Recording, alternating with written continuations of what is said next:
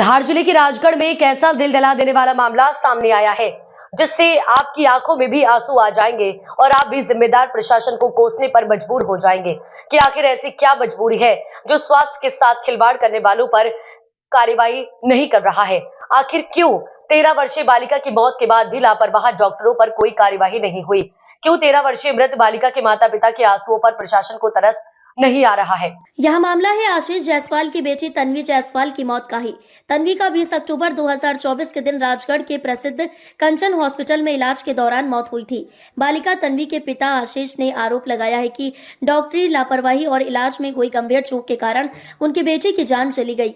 आशीष के मुताबिक उनकी बेटी तन्वी का इलाज कंचन हॉस्पिटल में चल रहा था, जहां उसे इलाज के दौरान अचानक झटके आने लगे और उसकी स्थिति बिगड़ गई। इसके बाद उसकी मृत्यु हो गई। आशीष का कहना है कि उन्होंने इस मामले को लेकर स्वास्थ्य विभाग और मुख्यमंत्री कार्यालय तक में कई शिकायतें दर्ज कराई, लेकिन अब तक किसी भी तरह की ठोस कार्रवाई नहीं हुई। आशीष ने जो आरोप लगाए हैं वे बेहद चौंकाने वाले हैं। जांच के दौरान पता चला कि इलाज कर रहे डॉक्टर तिवारी निवासी राजगढ़ और डॉक्टर दीपक पाटीदार निवासी ग्राम पिपरनी वास्तव में एक प्रशिक्षु होम्योपैथिक डॉक्टर थे जो खुद एक इंटर्नशिप कर रहे थे। साथ ही तन्वी के पिता को सूचना के अधिकार आरटीआई में मिली जानकारी के अनुसार कंचन हॉस्पिटल के डॉक्टर सुमित जैन के पास डॉक्टरी की कोई वैध डिग्री भी नहीं है। ऐसे में सवाल उठता है कि क्या इन लोगों को मरीज का इलाज करने का जिम्मा क्यों सौंपा गया और क्या यह लापरवाही नहीं थी? लेकिन जांच दल ने इन गंभीर तथ्यों का रिपोर्ट में कोई जिक्र नहीं किया। इससे भी बड़ी बात यह है कि अस्पताल ने तन्वी की मृत्यु के बाद परिवार को इस घटना की सूचना नहीं दी और न ही पोस्टमार्टम की कोई प्रक्रिया शुरू की। आप क्या नाम है आपका? वंदना जायसवाल। आपकी बेटी की उपचार के दौरान मौत हो गई, क्या है? मेरी बेटी स्वस्थ थी, उसको ऐसी कोई दिक्कत नहीं थी। यहाँ से कुछ चढ़ाव पे उससे उतर के बाइक पे बैठ के उसके पापा के साथ हॉस्पिटल गई थी। वो कौन सा हॉस्पिटल गई थी? कंचन हॉस्पिटल लेके गए थे उसको। अच्छा। उसको रात में 2-3 उल्टियाँ हुई थी केवल। वहाँ पे उन लोगों के गलत ट्रीटमेंट की वजह से मेरी बेटी वापस घर नहीं आई। कितनी में पढ़ती थी आपकी बच्ची? मेरी बेटी 9th क्लास में पढ़ती थी, निर्मला कॉन्वेंट स्कूल में टॉपर थी मेरी बेटी। दिसंबर में उसको 40,000 रुपए की स्कॉलरशिप मिलने वाली थी, उसके 96% थे 8th क्लास में, इसलिए। अच्छा, आपने कई शिकायत करी, अभी तक कुछ हुआ नहीं हॉस्पिटल का? कुछ नहीं होता है, गरीब लोगों की कोई सुनवाई नहीं होती। बड़े बड़े हॉस्पिटल के डॉक्टर सब जगह पैसा खिला देते हैं। क्या चाहते हैं आप? हम ऐसा चाहते हैं कि अब अगली बार किसी और बच्चे के साथ ऐसा कोई अन्याय नहीं होए। आपका नाम बताओ। वंदना जायसवाल। भैया क्या नाम है आपका? आशीष कुमार जायसवाल। आपकी बालिका की डेथ हो गई का लापरवाही इलाज के चलते, क्या है मामला? भैया मैं बालिका मेरी पूरी स्वस्थ थी। मैं मोटरसाइकिल पर बैठा गया, यहाँ ऊपर से लेके गया था उसको अस्पताल। कुलतिया साहब ने वहाँ स्टाफ नहीं था तो बोले मैं वहाँ फ़ोन लगा के कंचन हॉस्पिटल में बटन लगवा देता हूँ। तो मैं कंचन हॉस्पिटल वहाँ लक्ष्मण नाम के आदमी से मैंने बात भी करी, कुलतिया साहब की बात भी करी। वहाँ जाके फिर मैंने खुद मेरे फ़ोन के द्वारा भी मैंने बात करी। उसके बाद भी उन लोगों ने अपने मन मर्जी से इलाज कर दिया और वो इंजेक्शन और ये जो बच्चों को नहीं लगता, कोई भी पीडियाट्रिशियन नहीं लगाता, वो इंजेक्शन लगा दिया और छोड़ी 10 मिनट में मेरी डेथ हो गई सर। अच्छा, कौन सा इंजेक्शन लगाया सर? उसमें सर उन्होंने एक डाइक्लोविन करके है और एक सिफोटेक्सिन करके है। क्या उम्र थी आपकी बच्ची की? मेरी बालिका 13.5 साल की थी सर। अच्छा, आपने इसकी कई बार शिकायत भी करी, क्या हुआ? कुछ नहीं होता सर, मैं सब दूर दौड़ा है, 5-6 बार कलेक्टर साहब से भी मिलने के लिए पूरा दिन बैठे, कोई मिलता ही नहीं कलेक्टर साहब को। जन सुनवाई में गए थे? जन सुनवाई में गए तो क्या तो आश्वासन मिला था आपको? उन्होंने बोला था कि भैया FRI के आदेश हमने करे हैं। उस बात को भी आज 12-15 दिन हो गए। अच्छा, इलाज किन किन ने करा था, क्या क्या नाम है, कौन इलाज वहाँ पर सर एक तो वो अपना दीपक पाटीदार था, दीपक तिवारी और अनिल पाटीदार करके थे पिपरनी के, इन लोगों ने इलाज करा था सर। और जबकि मैंने इनके बाद मेरे राहुल कुलतिया से करवाई थी फ़ोन पे और मैं बार बार पूछता रहा इंजेक्शन लगाना है। जब भी मैंने पूछा कि तू भाई इंजेक्शन लगा रहा, तो डॉक्टर साहब से पूछा तो बोला हाँ हमारी बात हुई है, फिर भी उनने मन मर्जी से अपना सारा इलाज कर दिया। अच्छा, हॉस्पिटल पे कोई कार्रवाई का नोटिस होती है? आपने कोई ML जैन पे RTI भी लगी थी, उसमें कोई डिग्री भी नहीं है उनकी? RTI की डिग्री में सुमित जैन की कोई डिग्री नहीं मिली सर। अच्छा, वो भी वहाँ पे इलाज करते हाँ, हैं? वो भी वहाँ पे इलाज करते हैं और मानव सेवा में भी सर बहुत समय तक इलाज करा उनने। अच्छा, कब डेट हुई, कब का मामला है, कौन सी तारीख? ये 20 अक्टूबर की बात है सर।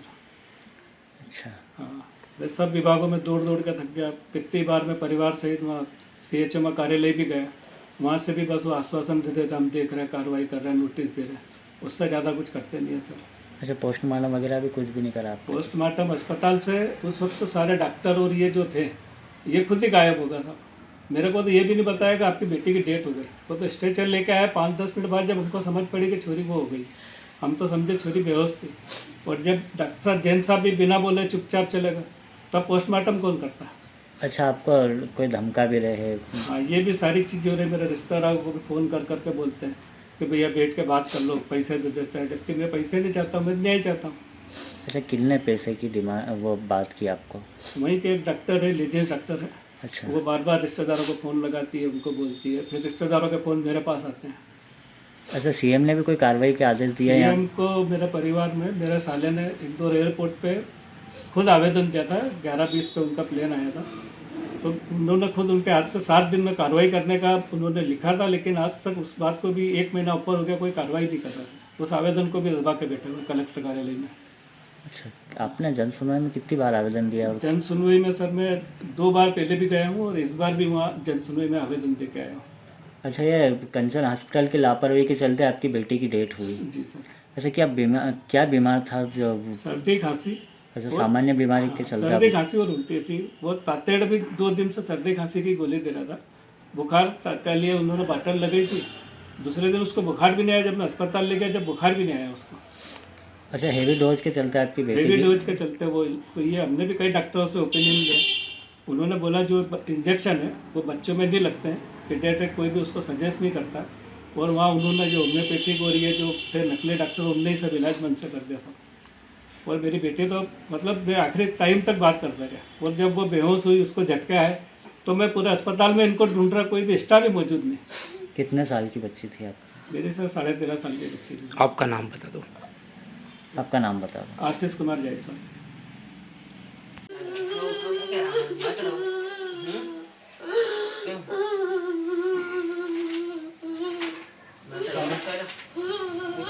मेरी बेटी स्कूल की टॉपर थी, उसके पेपर में ऐसी फोटो आनी थी, अस्पताल वालों की वजह से हमको ऐसी फोटो देना पड़ रही है। उसको 40,000 रुपए की स्कॉलरशिप मिलने वाली थी स्कूल से।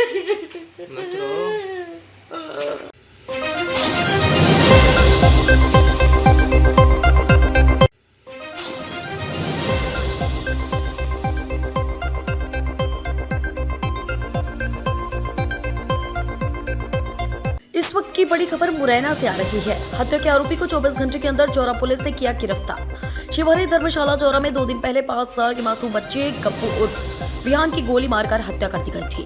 हत्या के आरोपी को जेल रोड चौरा से 24 घंटे के अंदर चौरा पुलिस ने पकड़ लिया है। आरोपी से 315 बोर का कट्टा और एक जिंदा राउंड भी बरामद कर लिया। आरोपी अभिषेक शाकी के साथ एक उसका साथी भी पुलिस के हाथ लगा है। अभी एक साथी और है, उसको भी पकड़ने के लिए पुलिस प्रयास कर रही है। कांड में आरोपी गिरफ्तारी हुई है या नहीं हुई है, टीआई साहब बताइए। हमने आरोपी को मात्र 24 घंटे में गिरफ्तार कर लिया है। आज रात में उसकी गिरफ्तारी हो गई है। आरोपी को बिलगांव की पुलिया से मुखबिर की सूचना पर से गिरफ्तार किया गया है। पूछताछ में उसने जिस कट्टे से गोली चलाई थी उसको बरामद कराया है। एक जिंदा राउंड भी मिला है, उससे कट्टे में वो चला हुआ राउंड भी फंसा हुआ मिला है। उसके जो मददगार हैं, साथी हैं, उनके भी नाम आए हैं। तो एक उसका इसमें साथी भी पकड़ा है, 2 लोगों को गिरफ्तार किया है। तीसरा इसमें और है जिसका नाम आया है, उसकी तलाश की है, तो वो अभी घर से गायब है। उसको जल्दी से जल्दी उसको भी धर लिया जाएगा। और कुल मिला के ये है कि ये एक बहुत दुखद घटना थी और इसमें हमारे वरिष्ठ अधिकारी जो है लगातार समय समय पर हमें निर्देशित कर रहे थे। तो आप सबकी मदद से, ईश्वर की कृपा से मासूम की हत्यारों को पकड़ने में सफलता मिली है। इससे लोकल जो हमारे आम लोग हैं उनमें खुशी की लहर है और एक पुलिस के प्रति अच्छा उनका विश्वास जगा है। 2 दिन पहले राजवाड़ा चौक पर सिटी बस के सुपरवाइजर के ऊपर चाकू से हमला करने वाले 2 बदमाशों को सराफा पुलिस ने पकड़ा है। पुलिस ने अज्ञात बदमाशों को पकड़ने के लिए कई सीसीटीवी वीडियो खंगाले, तब बदमाश पुलिस के हत्थे आए हैं। मामला सराफा थाना क्षेत्र के राजवाड़ा चौक का है। ये बाइक सवार अज्ञात बदमाशों ने सिटी बस के सुपरवाइजर धीरज पिता प्रेम प्रकाश निवासी महेश गाइडलाइन पर चाकू से हमला किया और भाग निकले थे। मामले में पुलिस ने कई सीसीटीवी खंगाले, तब जाकर 2 बदमाश रमन बीची भाट और कार्तिक सोलंकी को पकड़ा है। इसका सिटी बस के ड्राइवर से विवाद हुआ था। जब बीच बचाव करने धीरज आया तो बदमाशों ने उस पर हमला कर दिया था। पुलिस को बदमाशों के कब्जे से एक चाकू भी मिला है। पुलिस ने दोनों बदमाशों को पकड़कर क्षेत्र में उनका जुलूस भी निकाला है। चाकू से हमला, 2 आरोपी गिरफ्त, सिटी बस के सुपरवाइजर पर हमला, सराफा पुलिस ने पकड़ा। क्या मामला था ये, किससे मारपीट हुई? जी, ये 16 तारीख को सिटी बस स्टॉप जो राजवाड़ा पे है वहाँ पर सिटी बस खड़ी हुई थी। तभी 2 अज्ञात व्यक्ति अपनी मोटरसाइकिल से आए और वहाँ पर गाड़ी खड़ी करने को लेकर सिटी बस वालों से विवाद करने लगे थे। तो वो देख के सुपरवाइज़र, सिटी बस सुपरवाइज़र धीरज दुबे वहाँ पर आया और इनको उसने रोका टोकी करी, समझाया, तो उन्होंने इसके ऊपर हमला कर दिया चाकू से। तो धीरज दुबे जो है उसकी रिपोर्ट पर थाना सराफा में धारा 307 IPC का प्रकरण पंजीबद्ध किया गया था और दोनों आरोपीगण जो एक का नाम है रमन और कार्तिक, दोनों को राउंड अप कर लिया गया। पूर्व में इन पे आपराधिक रिकॉर्ड पाए गए हैं। 2 रमन के ऊपर है और 1 कार्तिक के ऊपर है। पुराना कोई रंजिश इनका नहीं सामने आया है। एक अचानक गाड़ी खड़ी करने को लेकर इनका विवाद हुआ था। इनके कब्जे से कोई चाकू हथियार भी मिला? हाँ, इनके कब्जे से चाकू जब्त किया गया है और इनका एक व्हीकल जो जिससे ये लोग भागे थे, जिससे आए थे, उससे वो भी जब्त किया गया है।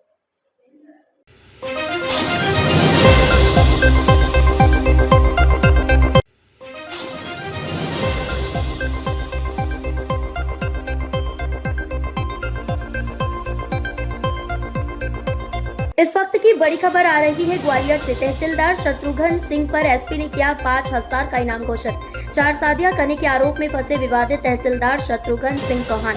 शत्रुघ्न सिंह की चौथी पत्नी का दावा करने वाली महिला बीते दिनों एसपी ऑफिस में पहुंची थी, जिसके बाद एसपी के द्वारा तहसीलदार की गिरफ्तारी पर रुपए 5,000 का किया गया इनाम घोषित।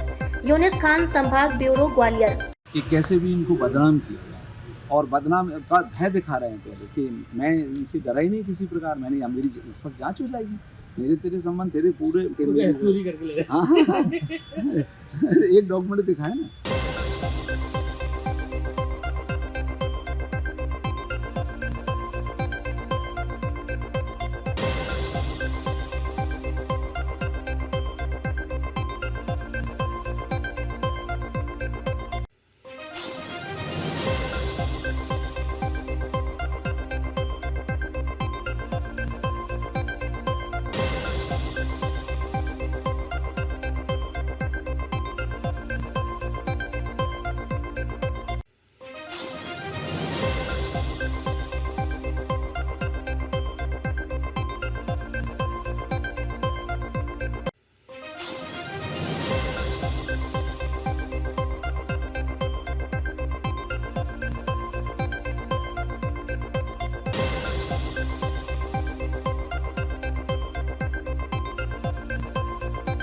क्षत्रिय मराठा समाज अंजड़ द्वारा छत्रपति शिवाजी महाराज की जयंती मनाई गई, जिसमें समाज के नन्हे मुन्ने बच्चों ने फैंसी ड्रेस का कार्यक्रम रखा गया था।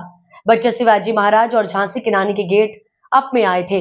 समाज के नन्हे मुन्ने कलाकारों को समाज द्वारा पुरस्कार किया गया, गिफ्ट बांटे गए। क्षत्रिय मराठा समाज अध्यक्ष दीपक कदम, उपाध्यक्ष संतोष कदम एवं समाज के वरिष्ठ एवं युवा जैन सभी ने मिलकर छत्रपति शिवाजी महाराज की जयंती मनाई। मैं दीपक मंडलोई, शहर क्राइम डिजिटल न्यूज चैनल से। आज अंजड़ में मराठा समाज द्वारा छत्रपति शिवाजी महाराज के जन्मोत्सव के अंतर्गत कई कार्यक्रम किए गए। मराठा समाज ने धूमधाम से छत्रपति शिवाजी महाराज की जयंती मनाई, जिसमें कई आयोजन रखे गए। आइए हम बात करते हैं अंजड़ शहर के मराठा समाज के अध्यक्ष श्री दीपक कदम जी से। तो दीपक कदम जी, बताएं। पहले छत्रपति शिवाजी महाराज के जीवन परिचय पर प्रकाश डालें। जी दीपक जी बताएं। छत्रपति शिवाजी महाराज का जन्म 1630 को महाराष्ट्र के शिवनेरी ज़िले में हुआ था और भारत में कोई भी उस समय हिंदू राज्य नहीं था। पूरे भारत में मुग़लों का शासन था। उस समय शिवाजी महाराज ने हिंदू राष्ट्र घोषित करने की प्रतिज्ञा ली। महज 15 साल की उम्र में ही उन्होंने बीजापुर के मुस्लिम सल्तनत पर आक्रमण किया और अफजल खान को मार गिराया। सन 1680 में हनुमान जयंती के दिन महज 50 वर्ष की उम्र में ही उनका स्वर्गवास हो गया। शिवाजी महाराज ने इतनी कम उम्र में इतना बड़ा इतिहास रचा है, जिसका हम पूरा मराठा समाज हमेशा ऋणी रहेगा। और मेरा संदेश मराठा समाज और सभी हिंदू समाज से यही रहेगा कि युवा जो आजकल के मोबाइल और नशे में लिप्त हो रहे हैं, वह शिवाजी महाराज का जीवन परिचय पढ़े और उस पर अमल करे कि उन्होंने कितनी कम उम्र में कितना बड़ा इतिहास रचा। कार्यक्रम के अंतर्गत क्या क्या गतिविधियां हुई थी वहाँ पर? आज जो मराठा समाज ने कार्यक्रम रखा था शिवाजी जन्म उत्सव, उसमें बच्चों को फैंसी ड्रेस का कार्यक्रम था। समाज द्वारा उन्हें प्रोत्साहित किया गया, उपहार भेंट किए गए और स्वल्पाहार दिया गया और शिवाजी महाराज को दीप प्रज्वलित कर माल्य अर्पण कर पूजा अर्चना की गई। धन्यवाद। तो ये थे मराठा समाज के अध्यक्ष। और कुछ कहना?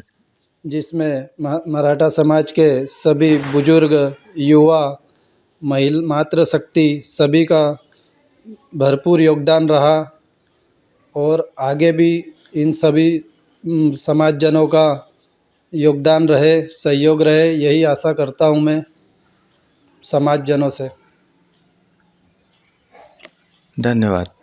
उत्तर प्रदेश के प्रयागराज में महाकुंभ में देश ही नहीं दुनिया भर के लोगों ने आकर अमृत स्नान का आनंद ले रहे हैं। कहा जा रहा है कि ये महाकुंभ 144 साल के बाद आया है, जिसमें स्नान करने से मोक्ष की प्राप्ति होती है। इसी सोच के साथ गुरुवार को इंदौर की केंद्रीय जेल में कैदियों को गंगा जल से स्नान कराया गया। इस संबंध में जेल अधीक्षक अलका सोनकर ने जानकारी देते हुए बताया कि महाकुंभ का लाभ हमारे जेल में बंद कैदियों को भी मिले।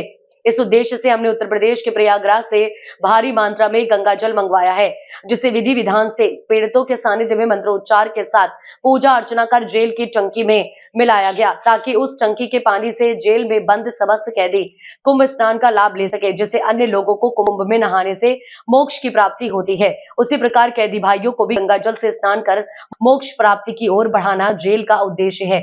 आज लगभग 2400 से अधिक कैदी प्रयागराज से लाए गंगा के जल से स्नान कर कुंभ स्नान का पुण्य प्राप्त किया। आ रहे हो? केंद्रीय जेल के अंदर पहली बार अमृत स्नान किया जा रहा है, क्या है पूरा मामला? कब से पहली बार ही हो रहा है क्या यहाँ पर? 144 साल के बाद में महाकुंभ का महापर्व पड़ा है और हर व्यक्ति की ये इच्छा है कि वो वहाँ जाकर के स्नान कर सके। और हमारे बंदी भाई जो कि बंधनों में हैं वो वहाँ जा नहीं सकते हैं, तो मैंने शाही स्नान के दिन का गंगा जल, जो कि सभी साधु संतों के हाथ से स्पर्श करा हुआ जल है, जिसको मैंने यहाँ पे मंगवाया है और उसको मंगवाने के बाद विधि विधान से उसका अनुष्ठान पूर्वक पूजन करा के आज हमारे बंदी भाई उसमें स्नान कर पाएंगे। कैसे पहली बार हो रहा है ऐसा? प्रदेश में पहली बार हो रहा है क्या? प्रदेश में मध्य प्रदेश केंद्रीय जेल इंदौर पहली जेल है जहाँ पे इस प्रकार का हम लोग ये आयोजन कर रहे हैं। और इसके पीछे मानसिकता सिर्फ यही है कि हमारे यशस्वी मुख्यमंत्री जी का ये मानना है कि बंदियों के बीच में हम हर वो कार्य करें जिससे उन्हें भी ये एहसास हो कि वो समाज की मुख्य धारा में जुड़े और वो समाज भी उनकी उतनी ही परवाह करता है। भले वो वहाँ जा नहीं सकते, लेकिन उनके लिए गंगा जी माता को हम यहाँ लेकर के आए। कहते भी हैं कि यदि मन चंगा तो कटौती गंगोत्री में गंगा। कैदियों की तरफ से क्या रिएक्शन आ रहा है इस तरह का स्नान किया?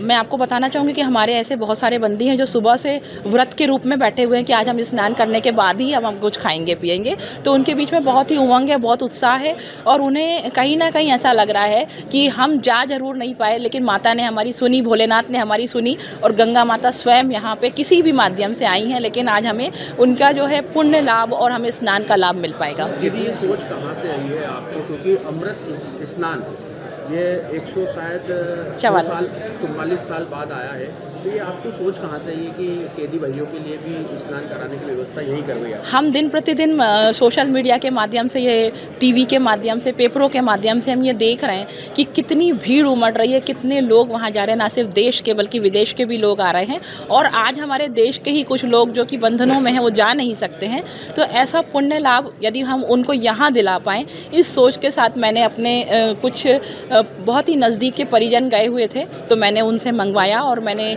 यही बोला था कि जब आप वहाँ से जल लें तो वहाँ पे ये संकल्प करके लें कि ये जल हमारे जेल के बंदी भाइयों के स्नान के लिए लेके जा रहे हैं। मैम, किसी बंदी ने ये संकल्प लिया कि हम अपराध से दूर रहेंगे?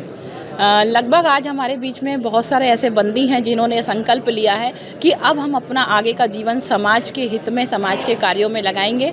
आज गंगा माता यहाँ तक आकर के हमारे लिए आशीर्वाद देख के स्वरूप आई हैं, तो हम आगे जीवन में कभी भी अपराध नहीं करेंगे। Thank you.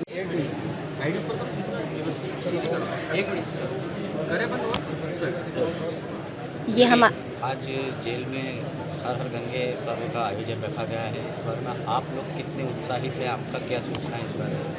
उत्साहित तो बहुत ज़्यादा है, क्योंकि 4 दीवारी के अंदर हमको प्रयागराज में जो चल रहा है महाकुंभ, उस जल से स्नान करने को मिल रहा है और ये हमारा सौभाग्य है। हमारी मैडम के द्वारा हमें ये सौभाग्य प्राप्त हुआ हैगा। कहीं ना कहीं भगवान का आशीर्वाद है, कृपा है, जो इस 4 दीवारी के अंदर भी हमें ये सौभाग्य प्राप्त हो रहा हैगा। अब क्या आप अपराध से तुलना करेंगे इस मामले में? आपको पूरा गंगा स्नान हुआ है पूरा?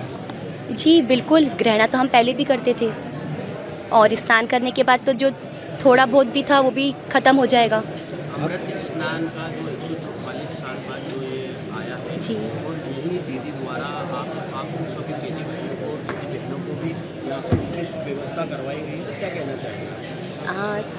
सर यही कि जो मैडम ने करा है वो मतलब बहुत सराहनीय काम करा है। मतलब जेल में ये चीज़ें नहीं होती है जो मैडम ने करा हैगा, और ये हमारा सभी का, सभी बंदियों का, सभी लोगों का बहुत सौभाग्य है। कुछ पुण्य होगा जिसके द्वारा हमको ये सब चीज़ें यहाँ पे मिल रही है। यहाँ 4 दीवारी के अंदर हम प्रयागराज जहाँ महाकुंभ चल रहा है, जाने की इच्छा तो बहुत है लेकिन जा नहीं सकते, लेकिन भगवान के आशीर्वाद से उन्होंने हमारे आदरणीय मैडम को माध्यम बनाया और हमें ये लाभ प्राप्त करवाया। क्या सारे पाप धुल गए? आज आप स्नान किया है यहाँ पर आपने?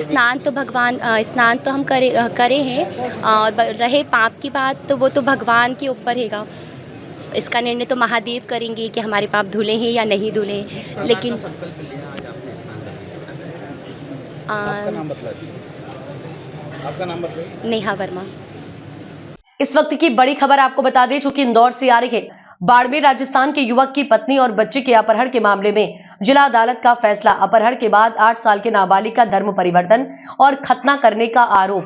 बच्चे की मां प्रार्थना प्रेमी इलियास और जफर को सजा सुनाई। आरोपियों को 10 साल की कैद और 5000 रुपए के जुर्माने की सजा। सर, धर्म परिवर्तन करने वाले को 10 साल की सजा हुई है, क्या है पूरा मामला, ये बताएं। जी, इसमें ये जैन धर्म का लड़का था और ये प्रेमिका एक्यूज के साथ में मिलकर और अपने बेटे का अपहरण कर लिया था, और उसने फिर मोहम्मद इलियास ने उसका धर्म परिवर्तन करवाने के लिए उस बेटे का खतना करवा दिया था। कहाँ का मामला है ये और कब का मामला है सर? ये 2023 का मामला है। आज कोर्ट ने क्या फैसला दिया सर? इसमें कोर्ट ने दिया है प्रथम अपर सत्र न्यायाधीश महोदय जितेंद्र सिंह कुशवाहा साहब ने, और 420 में 420, 67 और 471 और धार्मिक स्वतंत्रता अधिनियम 3/5 में सजा दी है। कौन आरोपी था सर इसमें? इसमें मोहम्मद इलियास है और इसमें उसकी प्रेमिका प्रार्थना और एक मोहम्मद जबर था। ये बच्चा किसका था? उसकी प्रेमिका का था? किसका बच्चा था ये? नहीं, आवेदक का था। आवेदक कौन है इसके अंदर? वो डिस्क्लोज नहीं करना। पहले कौन से धर्म में थे? जैन धर्म था और उसको मुस्लिम धर्म के लिए परिवर्तन करवा दिया। कितनी सजा दी है आज कोर्ट ने? 10 साल की सजा दी है इसमें। 10 साल की सर। ये क्या यह पहला मामला है पूरे सजा मिली? हाँ, एक बड़ा मामला है ये। आरोपी कहाँ के निवासी हैं? ये खजरान थाने के थे। आपका परिचय? मैं ADP सुरेंद्र सिंह वास्केल हूँ।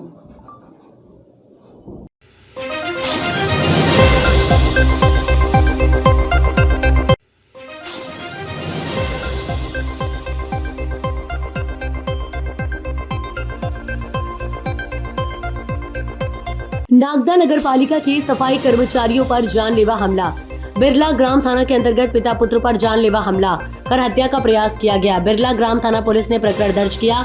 मामला इंद्रपुरी कॉलोनी का है। रोड पर वहीं के स्थानीय निवासी द्वारा कचरा फेंकने की बात पर विवाद हो गया था। उसको हटाने की बात को लेकर छोटे से विवाद को लेकर जानलेवा हमला कर दिया। वहीं नागदा नगर पालिका के कर्मचारी के सर में गंभीर चोटें आई हैं। वहीं दूसरा सफाई मित्र घायल हुआ। थाना प्रभारी जितेंद्र पाटीदार के अनुसार उन पर प्रकरण दर्ज किया गया है। नागदा से संवाददाता शंभू राठौर की रिपोर्ट। सर, कल नगर पालिका सफाई कर्मचारियों के साथ में मारपीट का मामला सामने आया था, जिसके ऊपर बिरला ग्राम पुलिस ने कार्रवाई की है। क्या मामला है सर पूरा ये? कल दोपहर में करीब 3 बजे के आसपास नगर पालिका के कुछ कर्मचारी काम के लिए इंदुपुरी कॉलोनी गए थे, जहां पर एक व्यक्ति से कचरा फेंकने की बात को लेकर विवाद हुआ। मनीष और उनके पिताजी ने उनके साथ कचरा फेंकने की बात को लेकर विवाद किया, गाली गलौज की और मारपीट की उनके साथ में। देन उनके बाद फरियादी की तरफ से उसमें FIR हुआ है। FIR में दोनों फरियादी और जो मजरूर है दोनों एडमिट भी है अभी वर्तमान में, और एक आरोपी को हमने अरेस्ट भी कर लिया गया, जिसको आज माननीय न्यायालय में पेश किया जा रहा है। सर, किन किन धाराओं में मामला दर्ज किया है? धारा 109 BNS और 132 BNS और अन्य धाराओं में मंजूर किया गया है। सर, दूसरा आरोपी अभी तलाश जारी है। चलिए, धन्यवाद सर।